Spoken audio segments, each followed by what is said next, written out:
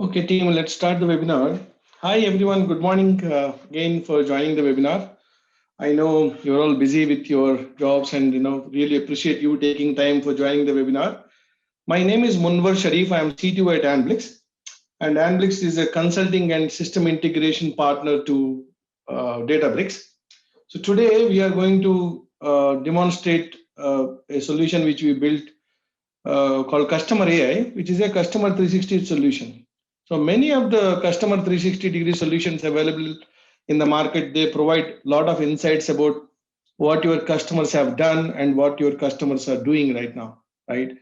Whereas the customer AI is a predictive analytics solutions, which also gives you visibility in terms of where your customers might be going next. What do they like? Out of your all your customer base, how do you segment them and understand who are your valuable customers? I mean the gold customers for you, and who can spend more in future. That is, we are going to say do the CLV, customer lifetime value, and what products will be exciting to them. I mean, what will be a better promotions we can offer where they have higher propensity to buy, right? With all those functionality, we would like to demonstrate customer AI where we leveraged the underlying Databricks platform to create a highly scalable solution, right? And we leveraged the Delta Lake for storing, having the staging content, pre-processed content for our ELT solutions, where we leveraged Talend as a ELT framework, and we leveraged Databricks ML Flow as a machine learning platform for us to manage the entire life cycle of our models, machine learning models, and the outcome of the machine learning models, the output, the insights are also written into Delta Lake. Then to provide powerful dashboards, we leveraged Power BI to showcase the dashboards. So today I have two of my friends here on this webinar who is going to explain. One is Afsana, who is a solutions architect at Databricks. Because we leverage the entire underlying Databricks, it is also very, very important for you to know how extensible the platform is. So Afsana is going to explain the platform features of Databricks, and my colleague Geetanjali is going to demonstrate the solution, right? That Geet, can we go to the next slide? I'm going to introduce the agenda for today's webinar.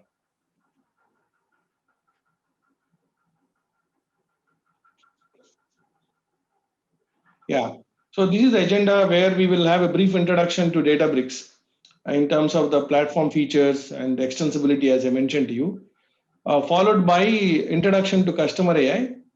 Basically, we would like to show you the architecture of how we architected that scalable solution so that it is extensible. It is not confined to a few models and a few insights, so you can extend it further. And we have about six use cases, machine learning and statistical analysis use cases we are going to demonstrate. At the end, we will summarize about the key takeaways. With that, I request Afsana to go over the Databricks introduction.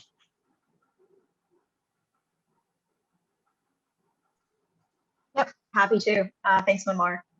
So yeah, as Manwar said, my name is Afsana Afzal. I'm a solutions architect here at Databricks. And what that really means is I work with our customers across different industries, across sizes, verticals, to understand what their data challenges are and how those data challenges are impacting their bottom line and their business, and how we can kind of take a holistic approach in solving that together.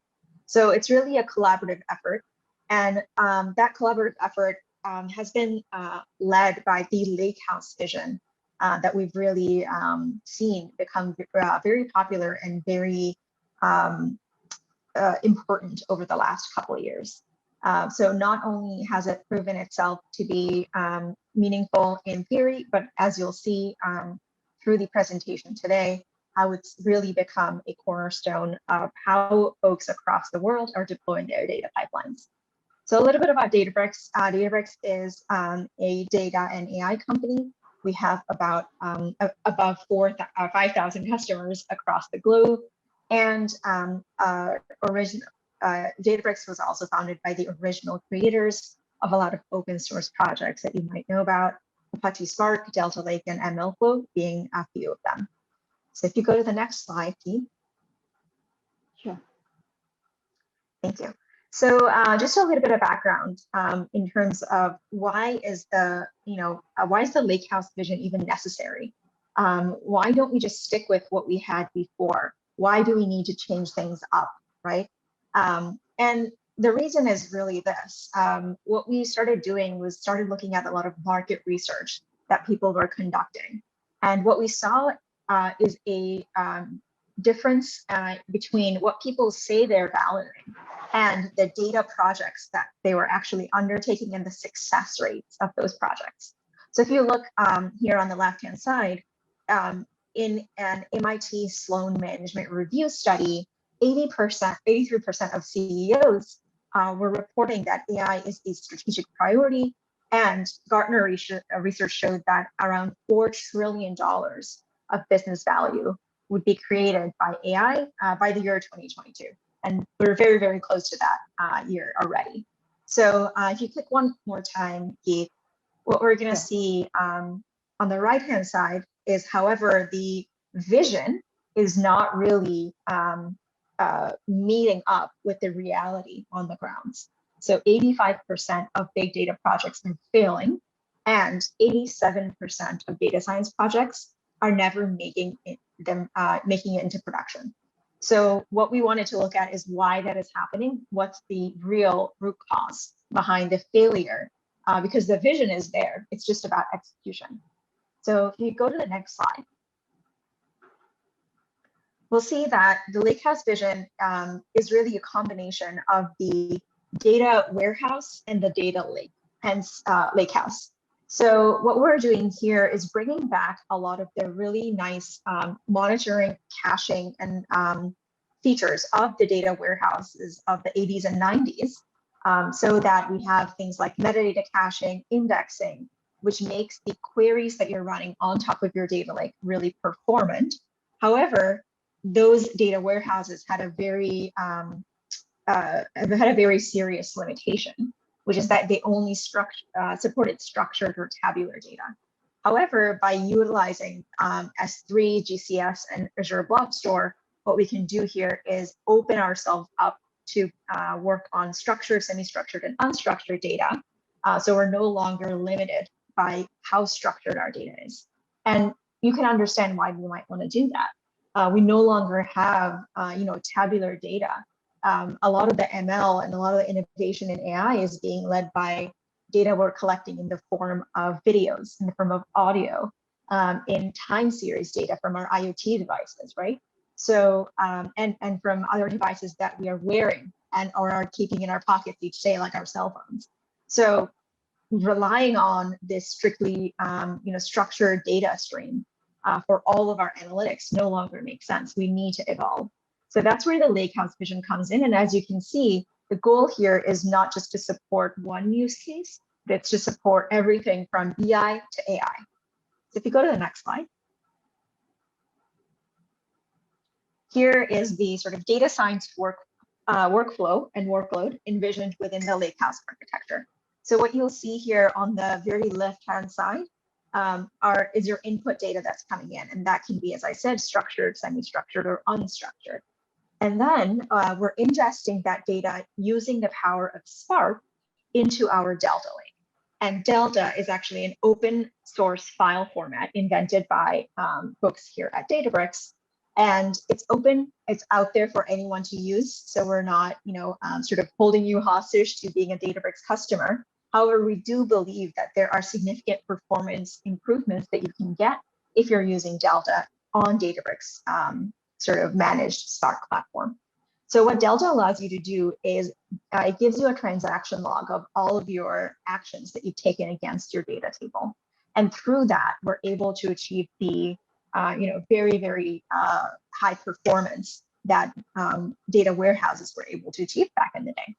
And once we have our data ingested, we're able to pass that through our ML runtimes and environments, which allow us to do really easy and quick data exploration and ideation on any new features that we might want to develop, any new models we might want to get out there in front of our customers, anything internal or external, right? And all of this, the ML runtimes can then pass the model scoring, model serving, model registration process to MLflow, which is another project by the Databricks founders. And that is what's helping us track how our models are doing over time, which makes it much easier for data scientists and ML engineers to look back in time across all of the runs of their experiment and easily pick out the best ones without having to spend hours on end analyzing the results of their experiments. And that's sort of the data science experience in a nutshell in Databricks.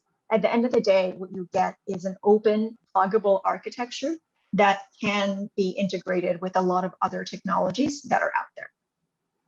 So if you go to the next slide. And this is sort of a flavor of the types of partnerships that we have out there.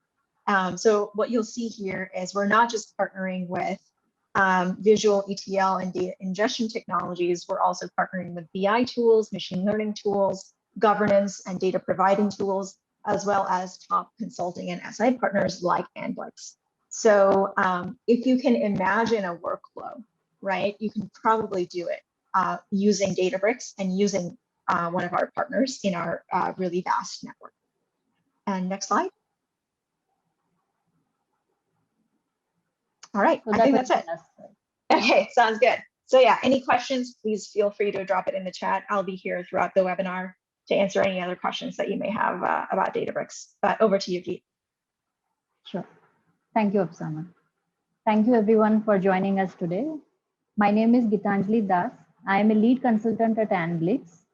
Today, here in this webinar, I'll be talking about our customer-centric solution, as you know, that is Customer AI, and also show how it can help companies understand their customer base in a better way, engage them via the right channels, and upsell, cross-sell the right products, and thus win more business. So let's get started. So as we know, in today's competitive landscape, we often get to see customers do not stick to a single data type or a single channel or a single size fits all sales or marketing approach. So be it a small or a medium or a large organization, they just cannot continue to be complacent with their existing customer knowledge. Hence, KYC, that is know your customer, is essential for any business to exceed customer expectation. And also customer experience should be given a top priority since customers often make a decision to purchase a product based on their prior experience. So competitors who can transform data and facts into insights easily would have a clear advantage in the race to win and retain their customers. So here our team at Andlix have come up with Customer AI Accelerator, which is a statistical and predictive analytics solution that derives both qualitative and quantitative insights about the customers. So it is based on an actionable framework with 3 key levers, that is the who, the what, and the when. So these levers help businesses fetch answers to the 3 underlying questions about their customers. So that is who are the best customers to target, and what is the right offering tailored as per the customer's needs, and when is the best time to engage with each of their customers. So Customer AI is an umbrella solution which can be used in multiple domains such as retail, healthcare, manufacturing, BFSI, etc. It has 6 essential modules which you can see in the left side. Those are the use cases that would help derive holistic customer insights, which will result in an efficient and predictable revenue generation for any organization. So these modules inherently use data science and machine learning algorithms and yield remarkable benefits as shown here. Retain valuable customers, thus lead to higher profits. It helps realize about 30% cost savings with targeted marketing. It increases the share of wallet by about 12%, and that would ultimately increase the customer satisfaction by about 20%. So we'll see the Customer AI architecture. So this is a pre-stitched cloud agnostic solution, primarily with 3 components, that is Talent, Databricks, and Power BI. Talent is used for ETL purpose, mainly to connect disparate data sources and load the data into Databricks Delta Lake. It's an easy to use tool for both real-time and batch data or application integration, be it on-premise or in the cloud. Also, it does the orchestration of ETL jobs, machine learning models. And Databricks acts as a unified analytics platform for data science related activities, wherein it has a Delta Lake storage layer to store and massage the data, and the built-in MLflow feature to build, train, and deploy machine learning algorithms. And finally, this Power BI is connected to this Databricks cluster using JDBC connectors, and it is used for visualization purpose. So here you can see from the source, customer data present in various sources such as ERP and CRM, flat files, and curated for customer data present in the OLTP systems, all are uploaded to DBFS, that is Databricks file storage. Then from there, talent takes the same data as input and converts the data into Delta Lake tables of Databricks. Then machine learning models are executed in Databricks, and the model's final output will be published in the Power BI dashboards for visualization. Now let's understand these 6 use cases with a quick demo.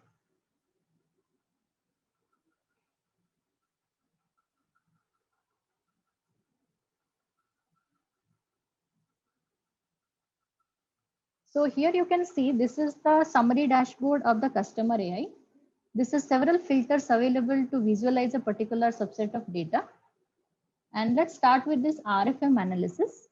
So the lifestyles tab under this customer insight shows the RFM analysis, which is a statistical model. Here the customers are grouped based on the transaction history, like how recently, how often, and how much amount was spent on their last purchase. So recency is the days since the last purchase. So a higher the value in recency shows the customer has made the transaction in the recent past. And frequency is the total number of transactions made by the customer. So higher the value of frequency, the higher the number of transactions made by the customer. And finally, monetary is the amount spent by the last purchase. And the higher the amount, the higher is the wallet share of the customer. So once we have this RFM values from the purchase history, then we can assign the scores between 1 to 5 or 1 to 10 scale based on the business type individually to each customer. And then we can segment the customer database into different groups based on this RFM scores. So customer can be segmented in various ways, but here we strongly recommend these 12 categories, 12 segments, which help you derive actionable insights.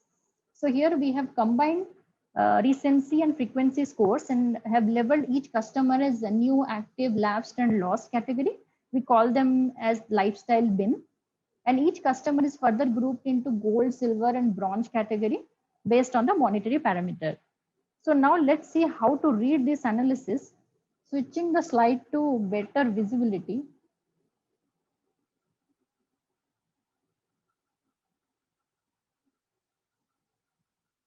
So here you can see this, the gold plus new segment has the number of students, that is the number, they have 3 customers in these segments. So some kind of tailored messaging will get this customer base travel to this active segment. And also you can see this gold plus lapsed, that is 407 customers are present here. That means they have spent a big amount on the purchase, but not done regularly. So it seems worth spending some time and strategy on this particular group of customer to try changing their behavior so that they can come to this segment. And also you can see the silver plus active, that is 384 number of customers have recently transacted, but the amount spent is not very high. So looks like some kind of tailored messaging or offers can help this group also in getting into this gold plus active bucket, which seems to be an ideal segment for any business type. Now let's go back to the Power BI. And we'll see now the CLV, customer lifetime value. So here you can see the current monetary value of the customer, which shows that not all the customers are profitable. This is calculated over 2 years of historic data. So as we know, this Pareto principle says that 80% of companies' profit comes from 20% of its customers. So it is very important to know what kind of return is expected in today's investment in customer acquisition and retention. So a better understanding of CLV will help to manage all these dynamics. It helps to know how to connect with the customers effectively, especially the high value customers, so that you can run your promotional campaigns and loyalty programs accordingly. So here the predictive CLV that you are seeing is calculated using this Pareto NBD algorithm that uses customer profiles, product data, and transaction history together to get the customer lifetime value. So this CLV analysis shows that the right inner gold circle is a group of customers who bring the higher value to the business, and the major chunk of the customer who are not bringing much profit are categorized into this bronze category, and the ones that contribute a moderate percentage of profit are put it into silver category. Now next we'll see this customer segmentation. Here you can see this customer segmentation matrix. Here the customers are segmented into distinct subgroups that typically have separate needs. This is built based on the distance-based K-means clustering algorithm that uses geographic, behavioral, and demographics data sets. So this analysis helps in targeted marketing, and also companies can sell more products and less marketing expenses using this analysis. Then comes this customer satisfaction and NPS. Both are statistical models which use the survey data to measure the customer satisfaction based on the product or services offered. So customer satisfaction basically categorizes customer into three groups, that is promoters, passives, and detractors based on the survey data sets. So promoters are loyal and are highly satisfied customers who generally spread the good word about your company. And the detractors are generally not so happy customers who are actually responsible for having negative influence on the customer satisfaction. And the passives, they generally stay indifferent. They are often vulnerable to competitive offerings. So this analysis helps track the number of detractors and passive in an organization. And as a best practice, companies must take required measures to reduce these numbers. Then we can see this 79.0 is overall net promoter score. So this score can be anywhere between minus 100 to 100. And here this NPS trend analysis shows the month-wise NPS trend. So this stats will help us know where we stand or analyze how are we performing on the business. So another application of NPS analysis could be companies with higher CSAT can leverage on referral marketing strategies. That is, help companies harness the promoters to generate a buzz about it and attract new customers. And also you can check your marketing campaigns, brand name impact, or advertising channels are helped as planned or not. You can easily find out these things. Then comes the recommendation. So recommendation is nothing but it is based on a combination of collaborative filtering technique that suggests a customer who bought these items also bought this, and the content based filtering that suggests similar products. So here the algorithm which we have used is alternate least square, that is based on both these techniques, that takes the demographics and behavioral data as input to recommend products to the customer. So basically this recommendation engine enables customer to see data that is relevant to his or her taste, style, and preference, and ensures that customer spends the minimum time searching for the right information and maximizing the conversion rate. So these signals could be rating, reviews of the product purchase, session length, on hovering over a particular product, etc. Also assume that people who bought these items also bought these. So these parameters help generate a personalized recommendation based on what we know about a user. So in order to see the recommendation, let's from the customer list, let me click on a particular customer and to see the recommendation result. Here you can see this under customer persona. These are the metrics which we discussed as part of other models. These are derived using that. And this is the top 5 purchase category of that particular customer. And this is the top 5 recommended categories. That is the recommendation model's output.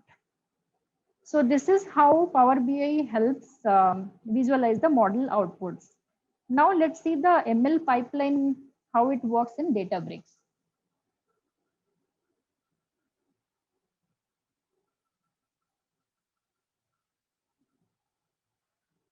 So Databricks is one-stop solution for big data and machine learning lifecycle. It works both on Azure and AWS cloud platform. And it also has rich ecosystem of ML framework. And you can bring your own framework as well to use the best technologies when it comes to Databricks. So essentially the machine learning model development cycle begins with a thorough understanding of the business problem at hand and the data sets, which is known as exploratory data analysis.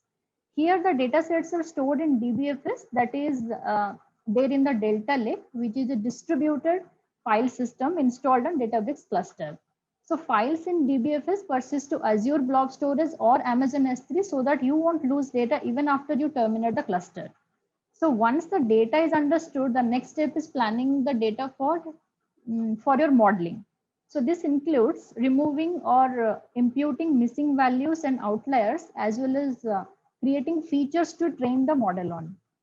So then feature engineering requires use of your domain knowledge, statistical knowledge, and trying to figure out what are the features that matters most, and might need to create some new features as well from the raw data and try to learn that. So Databricks supports this Apache Spark machine learning library that contains many utility functions for performing feature engineering at scale, including methods of encoding and transforming features. So this way, data engineers can transform and engineer features from backend databases, and the data science and data scientists and data analysts can use PySpark to select or transform features into training or test data in a preferred file format. So here the ML flow helps build the machine learning model, and also it helps track the model development, and thus a baseline model is prepared using the training data set. Then it is evaluated using the test data set, and the whole process is repeated until we get the satisfactory result, and then the model is deployed to production. Now let's see how this works in the Databricks.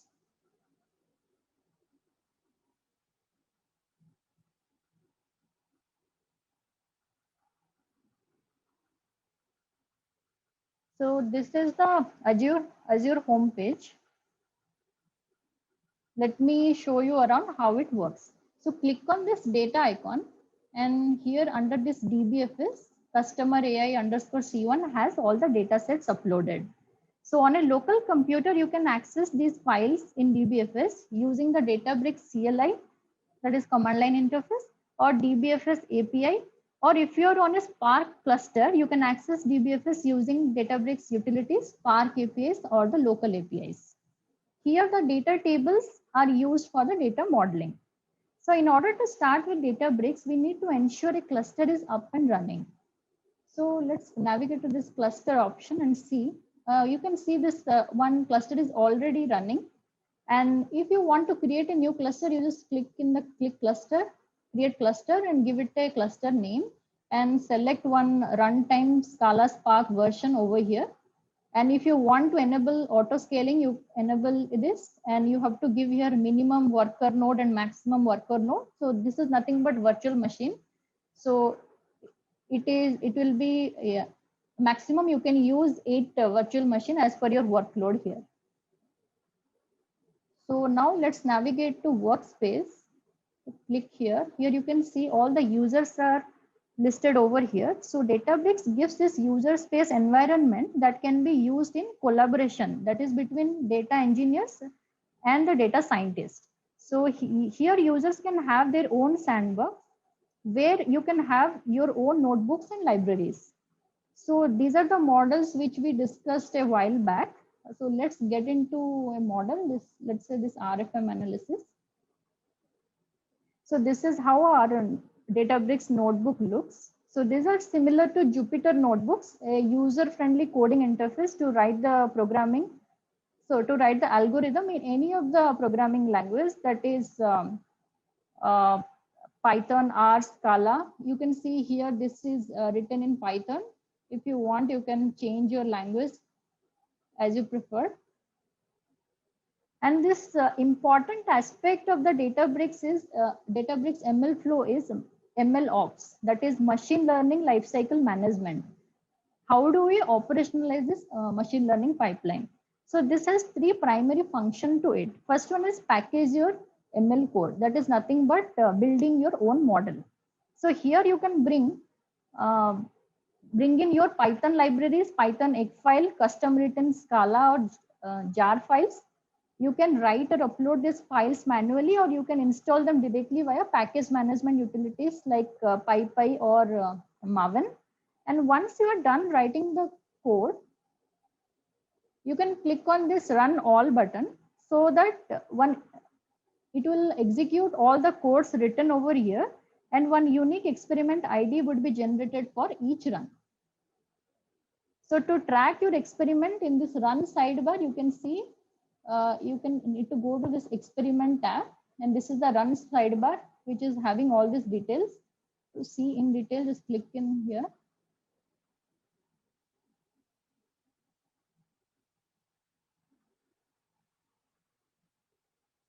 Here you can see this is the experiment ID, this is the artifact location, and these many times the single model has been executed, and you can see the parameter and metrics detail as well.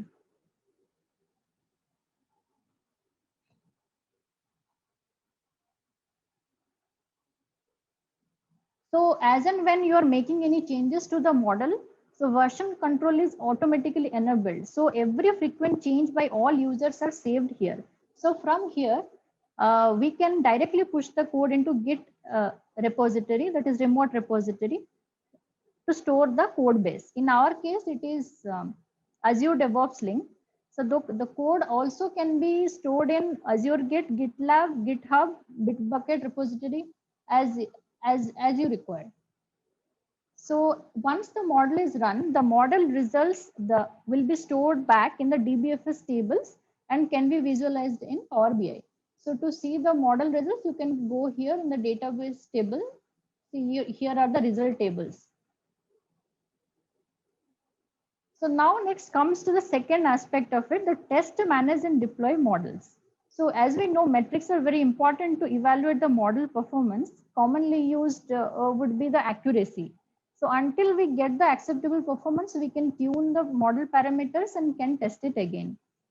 So we can go back to some other model. Let's say this recommendation. And I'm going to the run sidebar and clicking on this experiment run.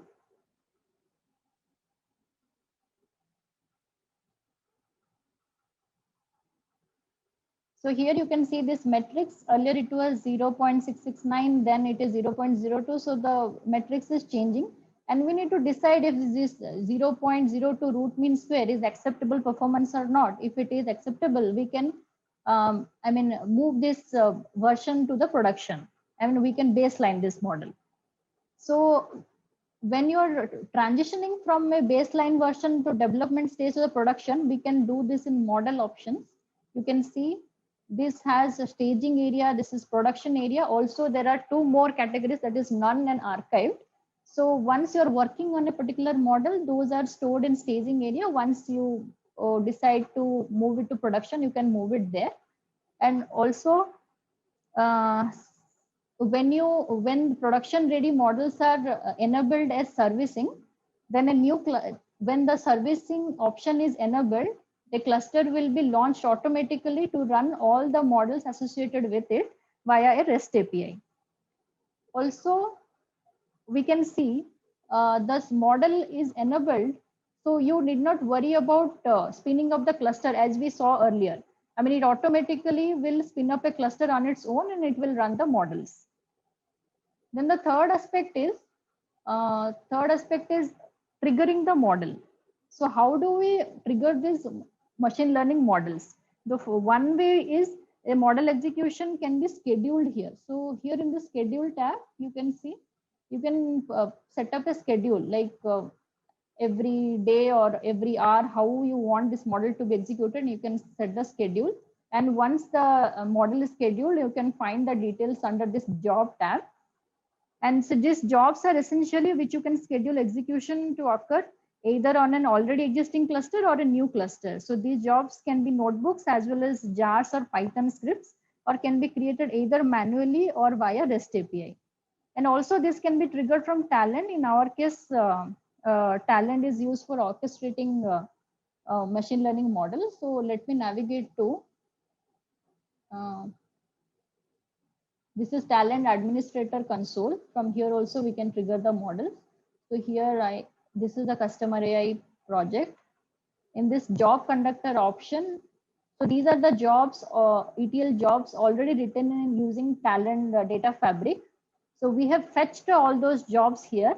Once we get all the jobs into the job conductor, select the job which you want to schedule and going to this trigger option, add cron trigger, and here you can set up a schedule and just click on this apply modification and the job will schedule to run at that time. So that is one way to trigger this. So next is this execution plan shows how all the jobs, all the machine learning models are planned to run. So you can see all the models are sequentially selected to run here because we cannot run. This can be also, you can set the models to run parallelly also if the model output is not required for the next model to run. But here, since we are leveraging the output of the previous model run results, so we have set it as sequential run. So this is how, I mean, the talent administration center is helping triggering the model execution. Now we'll see this. Today we saw we discussed how deriving actionable insights about your customer is made possible by utilizing these customer AI use cases based on predictive analytics and machine learning. So now I'll request Munwar to take on from here. Thank you very much. Yeah, thanks, Geet. Actually, this is a very nice way of explaining. To just summarize, right, we have gone through these 6 use cases. And again, as I mentioned, the architecture, you can integrate with many other data sources. Similarly, you can extend the ML models in ML flow in Databricks to process them. And you can extend the Power BI dashboards to showcase the insights. So the platform is highly extensible, highly flexible, and also very, high performance and very cost effective the way we implement it at that scale. So to summarize, right, these are the 6 use cases we bundled it as part of the customer AI platform. One is a statistical analysis to know your customer in terms of out of thousands of customers, how do you locate the gold customers, right? That is what is the first one is providing.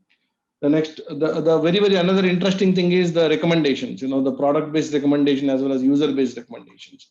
So this is another very helpful feature which our customers have leveraged it big time to locate what could be a better suitable option. For example, the customers who purchased products A and B, 90% of them have purchased C, right? So that way we can go attack the target and say that is one way of approaching it. Second is the customers of similar profile of your nature also purchase this product. So that means we are going with the user-based approach. So there are different strategies customers follow. Again, the customer 360 is interpreted differently for different kinds of businesses. As I mentioned earlier, in healthcare, you look into member 360, provider 360 kind of approaches. If it is finance, then you look at customers and investors. Whereas in retail, you look into B2B and B2C customers, like I mentioned. So there is a different kind of approach you follow to look into that. But we try to create very generic use cases which can be applicable across multiple business verticals, right? So with that, I would like to conclude. And again, can you go to the next slide, please? So just to give a one slider about who we are, Analytics, right? We are basically a 17-year-old company, 17 years old company based out of Dallas, our headquartered, and we have offices in about 4 countries in US, India, Australia, and Indonesia. And we offer we have 3 center of excellences offering 3 different types of services. One is a strategy and assessment service, the implementation services, as well as the support services. We do provide support of data ops and ML ops. We do provide 24/7 support. And in the center of excellences, we have data analytics center of excellence, managing the entire data pipeline, data engineering, as well as data science kind of work. And we have modern applications where we create modern apps leveraging web and mobile technologies to provide insights to the user. And then we have a cloud ops division, which helps to deploy the data as well as applications in the cloud, leveraging cloud native features. So can you go to the next slide? So here is what I would like to stop here, and then we are going to have an offer. If in case any of you are interested, feel free to reach out to us with the email listed there, where we'll be happy to set up this infrastructure for you and go through one use case so that you know end-to-end flow from source all the way to ELT through talent, managing the data in Delta Lake, then processing it through models in MLflow, and then publishing the results back into Delta Lake, and then having Power BI, getting the insights and publishing to the end users, right? So that end-to-end flow we can orchestrate for you. So we have this Q&A tab here.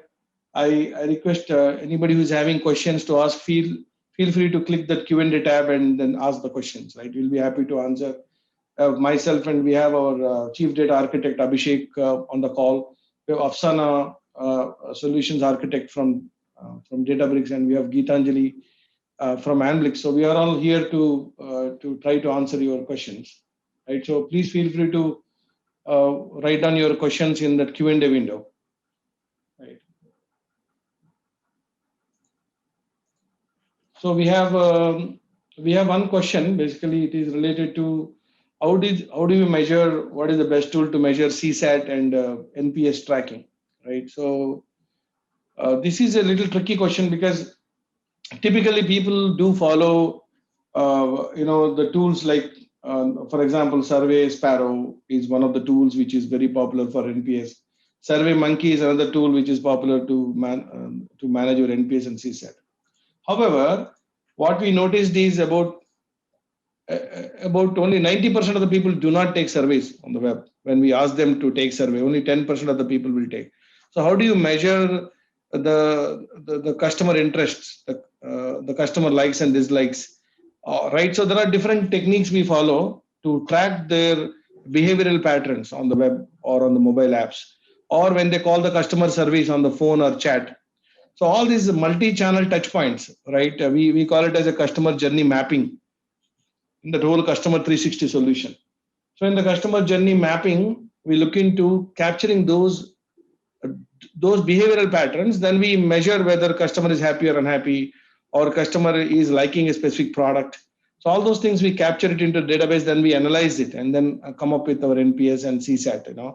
That is one approach we do usually. But you can, many of the people go in a traditional route of putting mini surveys or come up with some promotional aspects linked to the surveys to capture the data, right? So that is one of the things you can consider, right?